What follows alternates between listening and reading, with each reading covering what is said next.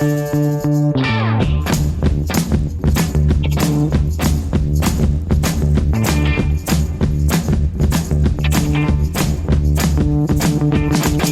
I'm Tim Sanders, and you are watching Voices of Authority, brought to you by Upwork. And today we have a guest that I'm so excited to introduce to you. He's written a multitude of books. We're going to talk about them all here in just a second. He's a New York Times best-selling author. He is one of the most professional writers I know on the planet, Dan Pink. Dan, great to have you on Voices of Authority. Tim, it's so great to be here. So you've written books across a wide range of subjects. You've got Free Agent Nation, which we're going to talk about here in a second, about independent contractors, freelancers, A Whole New Mind, which is about creativity, The Adventures of Johnny Bunko, about manga. You wrote a book, Drive, about motivation, and To Sell is Human, about sales, of course, and When, the first When to Advice book. Here's my question. Yeah. You are as eclectic as Prince and Elvis Costello combined. Okay. Where does this come from? Does that mean I'm half alive? You're half alive. You know, absolutely. That's a good way to put it, Dan. Yeah. Where does this eclectic nature of writing come from? I really just, as a writer, I tried mostly just to follow my own curiosity, largely because I learned a long time ago in journalism, there's a famous adage that always extrapolate from your own experience. You're not that special. And so I figure if I'm interested in something, other people will be interested in it. So I just follow my own interest. There's no great master plan on what I don't have, 5 books mapped out to follow some kind of grand strategic scheme. I just do what I'm interested in and have faith that if I work really, really hard on behalf of readers, they'll respond. First time I heard the name Dan Pink was out of the lips of my mentor, Tom Peters. He was raving about you back at the turn of the century because of your book, Free Agent Nation. He's like, Sanders, you have to read this book. Yeah. This book is the future. And guess what? It is the future. Tell us a little bit about what led you to write Free Agent Nation. And I'm really interested to hear, Dan, how do you think that's really stood the test of time? Yeah, well, thank you. So that's a book that came out almost 20 years ago now. Turn of the century. Exactly right. And the impetus for it was that I noticed, I quit a regular job to go work for myself. And I noticed a lot of other people doing that. And I was just curious about that and started checking it out, really through interviews more than anything else initially, and just looking at the world and trying to find different pieces. And I said, I think there's something going on here. I think that in many ways, for many people, the nature of work is changing. And so so to research that one, again, using my tortoise genes, I went on the road for about a year interviewing hundreds and hundreds and hundreds of people who made this decision, and doing these very long qualitative interviews with people to try to piece together the psychology of it. And there's something deeper going on about people's psychological approach to work, about how the structure of the economy was ever so slowly changing. Right. And I think we're seeing that. I might have been a little early. I think we're seeing it, we've seen it big time with the rise of the gig economy. I think we're seeing another perhaps step change now with the COVID pandemic and the almost instantaneous move to remote work. Yeah, absolutely. And let's talk about that for a little bit. So Upwork, as you know, is the world's biggest platform for on-demand remote talent. And we've been in this space for, over a dozen years.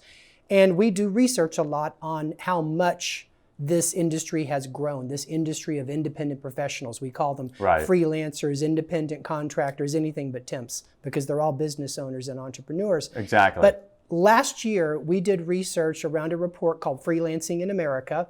And as you can see from the infographic here, there were some really interesting findings. I'm going to call some out and ask you about them, okay? Okay, cool. So I believe that you talked about a renegade nation of 25 million back then. In 2019, we measured that there's 57 million independent professionals right now in just North America alone. It's a little bit more than 1 out of 3 people in the working population. Talk to me about how COVID-19 is going to make that even bigger. Yeah, I mean, I think it's been slowly. It's a very, as you know from Upwork, it's this kind of working is a very hard thing to measure for a whole host of reasons that we won't get into. I put when I wrote about this 20 years ago, I put a fairly conservative estimate of about 1 in 6. So if you're saying 1 in 3, if we are comparing indeed apples to apples, that's a doubling. What I think is happening are a few things on the COVID. Number one is what we're realizing is that for a very long time in this country, especially, we've had for white collar work, we have said that when you work, you go to an office. That the office is a place where work gets done. That was the only option for a very long time. And yet, and even until very recently, it was the default option. Okay, and I think the default is really important here. It was the default option. Now, you could, in certain circumstances, overcome the default. You could say, you know what, I'm not going to the office today because I had to take care of my kid, and so I'm going to work remotely. You could say, I'm waiting for a delivery. I got to be at home. I'm going to work remotely. You could say, in a slightly hipper, more advanced thing, you know what? I really have never seen Tahiti before. My boss is cool, and I'm going to work from Tahiti for 2 weeks. But the default setting was always that the office is the place where you work. What might be happening right now with the COVID and the rise of all this remote work is that the default could be flipping. And the default for white collar work becomes, well, work is something that I do when I want to do it, and I do it mostly using a set of very powerful tools that I can house myself. And I'll do it at home. But I will overcome the default fairly often and go into the office for certain things. For certain things that offices are inherently good at. That could be a pretty significant change in how we live. It ends up having a potential to have a big ripple effect on what downtowns look like. It has it ripples into every corner of our lives. It has a big effect on what we think of as a home, what interior architecture looks like, what kinds of clothes people wear, and I think what's interesting about that is that for a long time companies said, well, remote is cool, but we got to keep the default as the office because remote work for a large number of people, that'll never work. It just won't work. And then we had a pandemic, and they said, oh my God, we have a pandemic. You can't come to the office. You have 1 day to move to, you have 2 days to move to remote work, and boom. Hey, we can it's all right. So it could end, depending on how long this craziness goes on, it could be a fairly lasting impact. Doesn't mean everyone's going to be doesn't mean everybody's going to be working at home all the time, but it could be something, in some ways, is more profound, which is that a flip in the default. I think that's what it is. And it's the analog I always think about here, Dan, is that 15 years ago, if I told you that all of your servers for your website would be in the cloud, all of your data would be in the cloud. Heck, Dan, every application that was the backbone of your operations would be in the cloud, you'd laugh at me. Because you had a mental model that if I can't see the server farm, or if I can't go get in my car and drive to the colo facility, it's not reliable, it's not secure. And then, around 2009-ish, everything tipped. And to make budgets, we started to try out cloud. And it went from one of those things where you were an idiot if you trusted it, until that day you were an idiot if you did not. And while I think that working remote is a big paradigm shift, there's something behind that, even I think more significant, Dan. And it's that if we as leaders of companies believe that remote work works, it's really going to change the way that we source talent. From full-time talent now around the world to how we think about the talent cloud. Talk to me a little bit about what you think the reverberations are from leaders realizing that remote work actually works and you don't have to manage shoulder to shoulder. Yeah, I think you make a really, really insightful point, Tim. And let me see your point and raise you. And I'm going to. He's pushing the chips all in. Yeah. I'm not going quite all in, but I'm definitely raising you. I think it could be, in some ways, those ripple effects are enormous. And let me tell you what I mean by that. And I'm going to do something that I hope is an Upwork first, is that I'm going to talk about Karl Marx. Okay? Okay. So Karl Marx, Karl Marx was a labor philosopher, not even economist, but he said that the revolution would come when workers could own the means of production. Mm-hmm. And what he meant by that is means of production is simply the tools that allow us to create wealth. And for a long time, the tools that allowed us to create wealth were too expensive for one person to purchase. So you needed an organization to raise the financial capital to purchase that. They were too cumbersome for one person to operate. So you needed teams of people organized along, again, it's a cliche by now, but along Taylor's principles to run the machines. And they were too large for one person to house. So you needed a different kind of workplace, factories, to house the means of production. Well, what's happened is that Karl Marx, an abject failure as a political philosopher and as a guide to how to organize society, turned out to be right in this dimension, in that workers now own the means of production. So that, my means of production is a laptop with Wi-Fi attached to the cloud. Okay, that's simple enough for one person to operate. I don't need a foreman and 5 workers to help me operate that. Right. I can house it literally. I can carry it with me from place to place. So I don't need to house it somewhere, and I can finance it myself. And so when workers own the means of production, the tools for creating wealth, here's the effect that I think that it has. At some level, organizations need talented people more than talented people need organizations.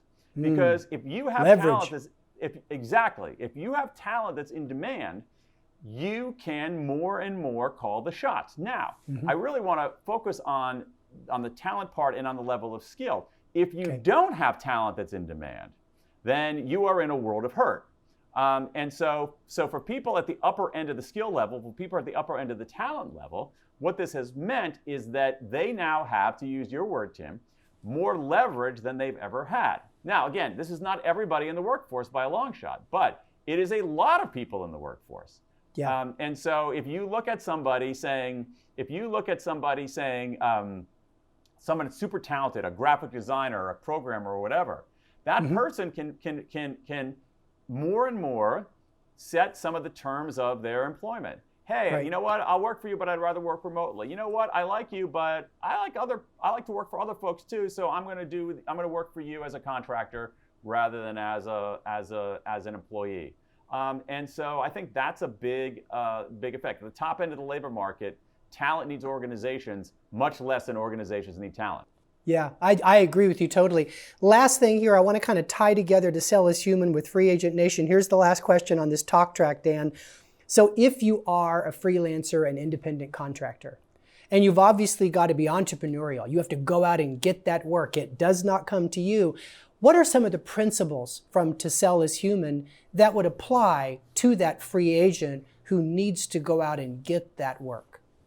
Yeah, one of the most important things is that you need to scrub out of your mind your traditional notions of selling as a guy in a checkered jacket doing something deceitful and selling something that isn't valuable. That way has disappeared. What you see now is that, especially in a world where everybody has information, that you can be a sleazebag if you have a big edge in information, if there's information asymmetry. If I know 10 times more about the car than you do, I can rip you off. But that's not how it works anymore. You can you can go into the car dealer with the factory invoice price of the car. So, and that's true in professional services as well. Yes. Where people can check you out on social media, they can check you out on LinkedIn, they can find previous clients and so forth. And so I think the watchwords are, when we think of selling, don't think of it as being this kind of sleazy, duplicitous thing. Think of it as being an advocate for your great work. So that's one thing. Second is doing great work. One of the best ways to sell is to do great work. Over time that spreads. Number 3 is, I would say, you really have to hone your attunement skills. And by attunement skills, I mean listening, understanding the market, understanding where people are coming from, taking their perspective. That is the most important attribute. And the other one is actually moving from, I think it's an interesting idea, moving from a focus entirely on problem solving to a premium on problem finding. Yeah. If Yeah. they let's take this. If you are a designer and someone wants a logo, okay, so logos risk being commoditized now. So if someone's looking for a logo and you meet with them, you want to go in there knowing everything about their business, because it could be that what they need is not so much, the reason they want a new logo is that they aren't attracting the right kind of customers. And it could be that it's not a logo problem, it's a strategy problem, that they're in the wrong business. And so there's a huge premium on expertise, and there's a huge premium on surfacing hidden problems rather than solving existing problems. Exactly. So you're not just looking for incremental opportunities, you're looking for significant problems your expertise can address. Exactly, and what you're looking for is, I mean, especially in B2B, and a lot of the people on the Upwork platform are in a B2B business. I mean, that is that they're tiny businesses and they're serving other businesses, and expertise matters a huge amount in business to business. And what really matters is knowing the other party's business in some ways better than they do. Being able to go in there and say, hey, I've talked to, let's say that you are, I'm totally making this up. Let's say that you are a public relations agency specializing in dental offices. Okay. All right. So when you go make so first of all, you should be keeping in contact with your clients and so forth. When you talk to prospects, you want to go in there and say, in the last week, I've talked to 15 dentists who run their own practice. Are you interested in hearing what their biggest headache is? Every dentist you talk to is going to say, hell yes. And so you want to know about their business. You want to know their business as well. You want to provide expertise. You want to surface problems that they don't realize that they have. Absolutely. And by the way, you could always say, when we lose a deal as a PR agency, we won't feel down in the mouth. Hey, there you go. Hey, there you go. Right. So let's turn gears here to this topic of the new normal. I've heard this starting in March, Dan. You hear it.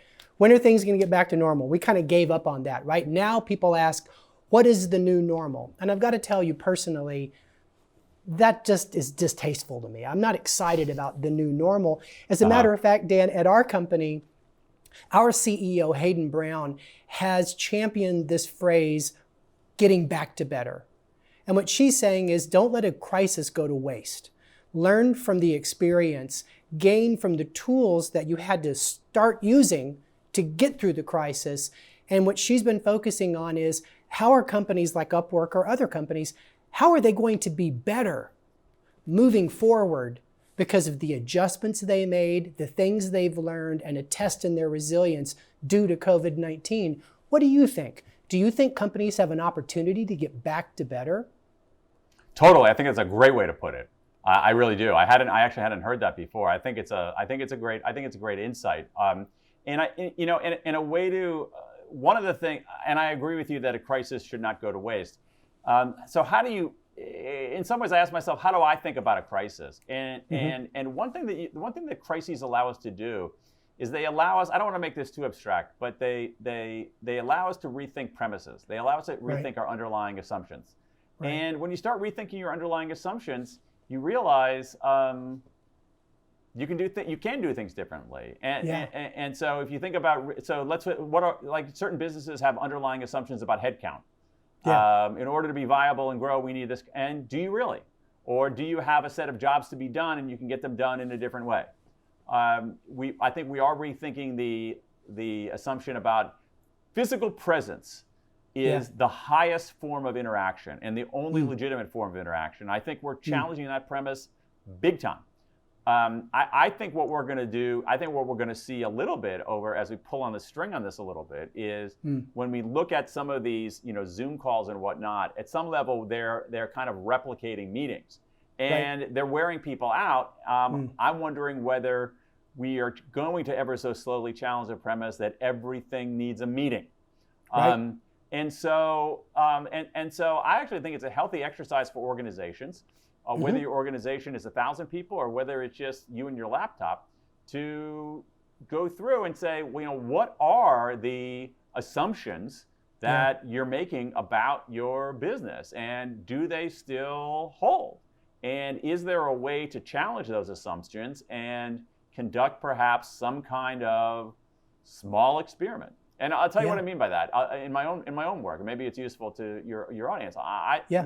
I am a writer, and that's sort of who I am in my DNA. It's Yep. what I've done. And you and I were talking earlier about like book ideas and all that. And in this, I've thought to myself, wow, okay, people are not going into bookstores. They're able to get content immediately from any source right to them.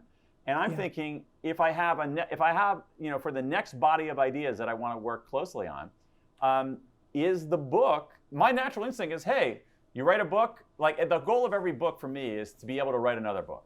But but I look at this and say, maybe I need to challenge that premise that a book is the central project of what I do and how I get ideas out there. Maybe it's something else. And those are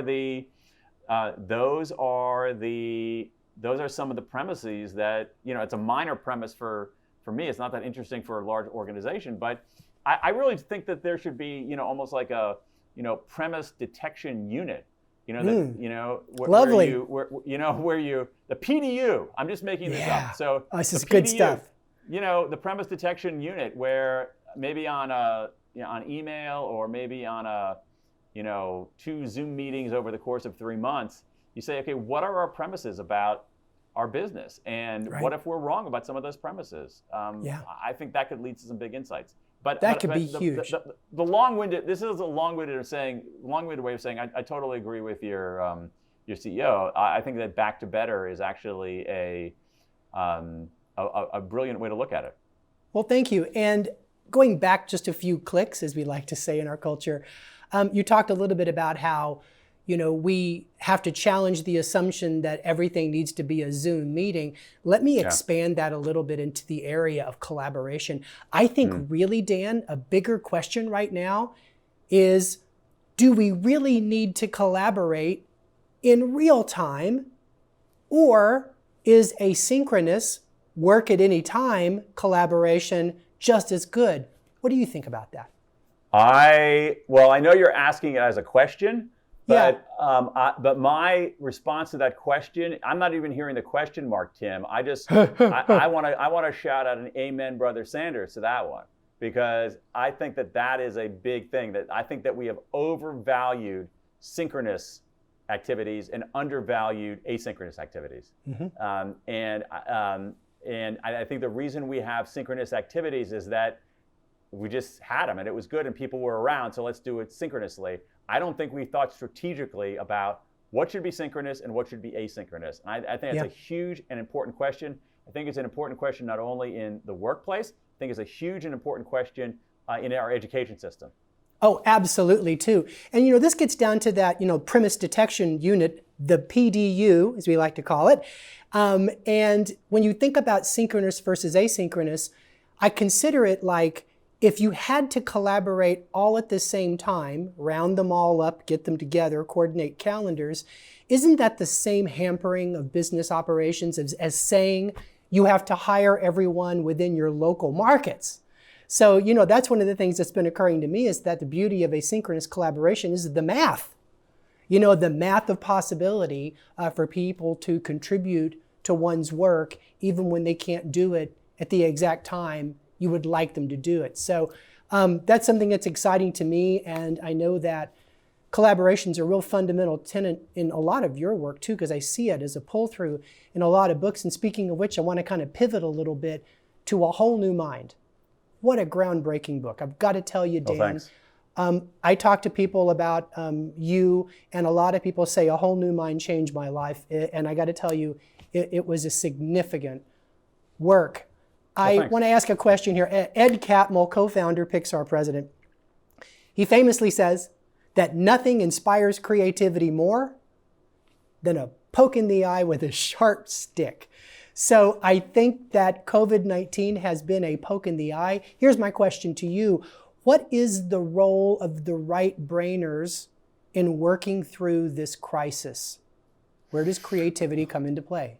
Well, I think we in some ways we've been talking about this. It comes into play by it comes into play on a number of different dimensions. So let's think about like the visual arts. One of the things we know in the visual arts is that photographers, painters, think about the negative space, the space in between space. This is an opportunity to think of what's the negative space in our business? What's the negative space in our world? That's where a lot of opportunities are going to be. How do we? I think that what's happening now is that there's a need for. I've long believed that one of the central skills in any domain is compositional skills. Yep. Can you compose? And analogizing to what a painter does, or a photographer, a visual artist creates a composition, and a musical artist creates a composition. And I think that you have a lot of, again, not to torture the metaphor too much, you have some blank canvas out there. Yeah. And people have an opportunity to compose things in a different way. At the same time, I'm hoping that what's going on here might trigger a greater volume and depth of empathy that we have for others. And as we know, creative artists tend to be extremely empathic. We understand try to understand what other people are feeling. So this could be a moment where the skills that we've often overlooked and undervalued, artistry, empathy, big picture thinking, composition, end up being really, really, really valuable. Absolutely. And let's go to the next book, or let's go to a different book here, Drive, because I don't want to claim I've got the sequence exactly right here. That doesn't matter. Let's talk about the book Drive, a book I personally got so much meaning from. Ooh, that was a wordplay. Meaning. You talk a lot about the fundamental drivers of motivation, this intrinsic motivation, autonomy, mastery, meaning. Talk to us just a little bit about the power of giving autonomy in driving one's motivation and subsequently their performance. Yeah. So here's what we know about motivation in general. It's for if you look at 50 years of research, it's pretty straightforward. There's a certain kind of motivator we use in organizations. Psychologists call it a controlling contingent motivator. I call it an if-then reward. If you do this, then you get that. If-then rewards are very effective for simple tasks with short time horizons. We love rewards. You dangle a reward in front of me, you're going to get my attention, and you're going to get my very narrow focus. So if-then rewards are great for simple tasks with short time horizons. They're not so great for complex tasks with long time horizons, because you want to be looking at the problem differently. And so we tend to over-rely on if-then rewards for all tasks rather than the body of tasks where we know that they're effective. A better approach is to pay people well and offer a trio of other attributes, perhaps the most prominent of which, as you say, is autonomy. Autonomy is simply self-direction. It's having some sovereignty over what you do, how you do it, when you do it, who you do it with. And what we know is that the way to understand, I figured, it took me a while, Tim, but I think I finally figured out a better way to describe what I mean by autonomy. Sometimes it's helpful to understand things by thinking about their opposite. Okay, so what's the opposite of autonomy? The opposite of autonomy is control. Right. Now, it is, if you look at human behavior since there were humans, human beings have only two responses to control. We comply or we defy. Right. Okay? So think about that as a leader, as a manager in an organization. Do you want compliant people? You want some compliance sometimes. I don't mean compliance in the regulatory sense, but you want some compliance sometimes. Every once in a while, you want people to, hey, do it the way I told you to do it, exactly how I told you to do it. But you don't really, but compliant, people who are purely compliant are not that useful, right? Yeah. They're not going to come up with anything new. They're not going to do any big breakthroughs. People who are defiant are potentially harmful. So you don't want compliant people. You don't want defiant people. What you want are people who are engaged. And another truth about human beings is that human beings are more likely to engage when they have some self-direction. When that self-direction is how human beings engage. You can't control people into engagement.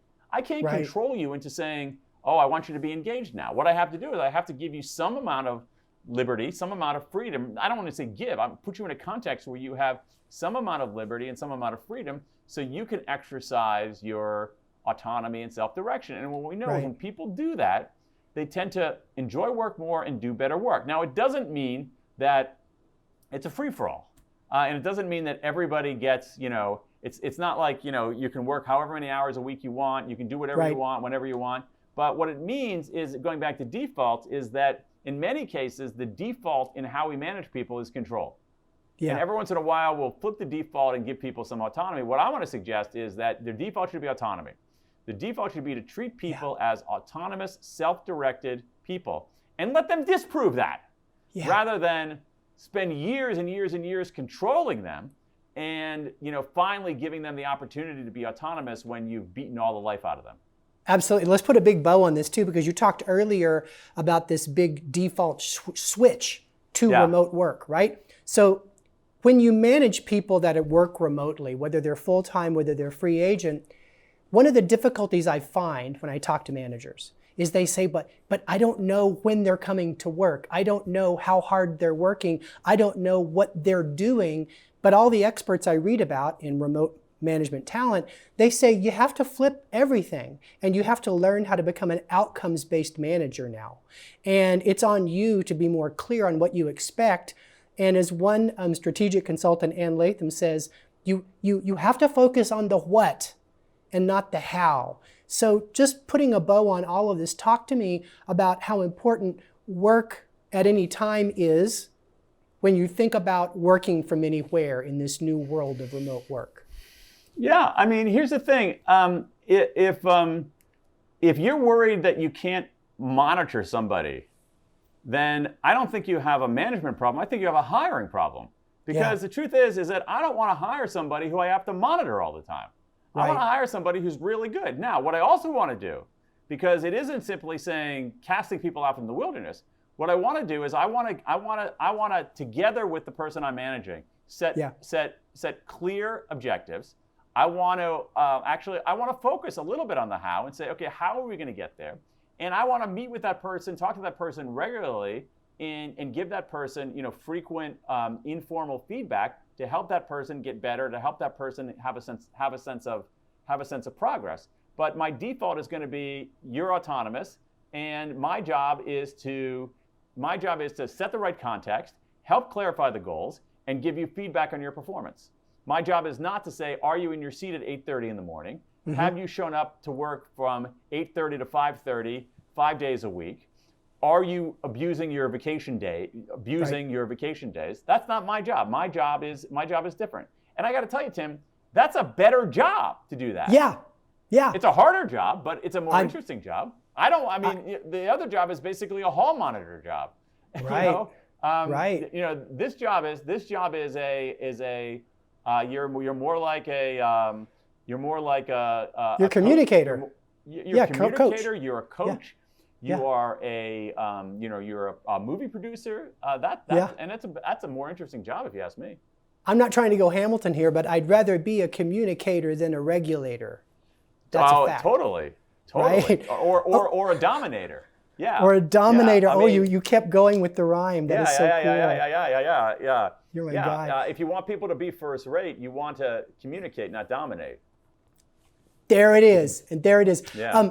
Mercifully, I'm going to ask you only one little lightning round of questions. Your time is so important. I appreciate your generosity today.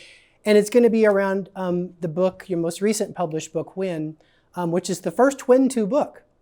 And so by lightning round, how much time do I have to answer a question? Just like 15 seconds. Okay. Are you ready?